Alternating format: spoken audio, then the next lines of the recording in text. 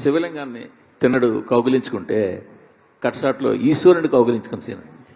అది రియల్లీ అంటే ఒక మనిషి ఈశ్వరుని కౌగిలించుకొని అది ఊహించుకుంటేనే ఇరుది. నాకు ఇది నచ్చిన సీన్. మీకు నచ్చిన సీన్ ఏంటి చెప్పండి scene. So thank you very much. ఆ సీన్ మీరు చెప్పారు. నాకు ఒక రిలీజ్ అయ్యే ఒక రోజు ముందు మీతో చెప్పాను నాకు నచ్చిన సీన్స్ ఇవని.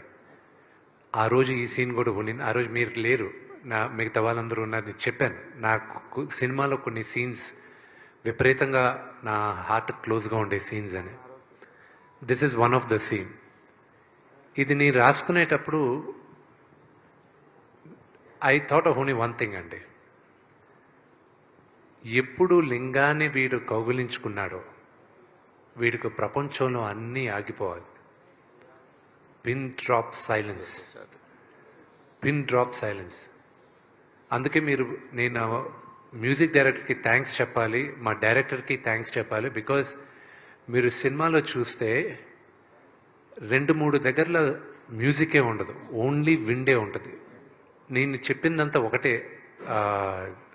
మా మ్యూజిక్ డైరెక్టర్కి. నేను రాసుకున్నప్పుడు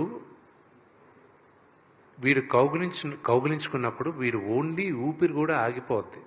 వీడు ఎప్పుడు ఊపిరి వదులుతాడో వాడు మళ్ళా జన్మించాడు అని నాకు అది అనిపించింది. ఈరోజు మీరు నమ్మరు Murthy garu, it's very very emotional moment for me. నాకు వచ్చే మెసేజెస్ దగ్గర నుంచి నాకు రవిచంద్ర గారు ఇచ్చిన message it's very emotional for me. This victory is straight from my father, no one else.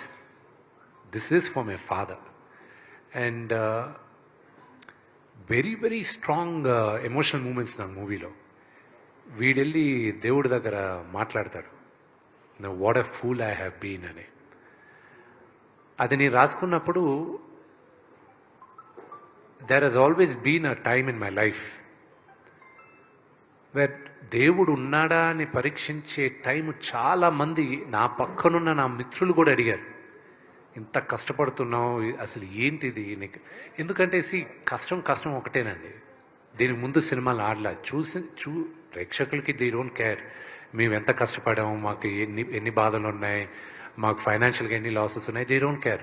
వాళ్ళు they are investing the time and money వచ్చి వినోదం కోసం are be giving it them. నాకు ఎప్పుడు నేను వదులుకోకుండా ఉండింది దేవుడి పైన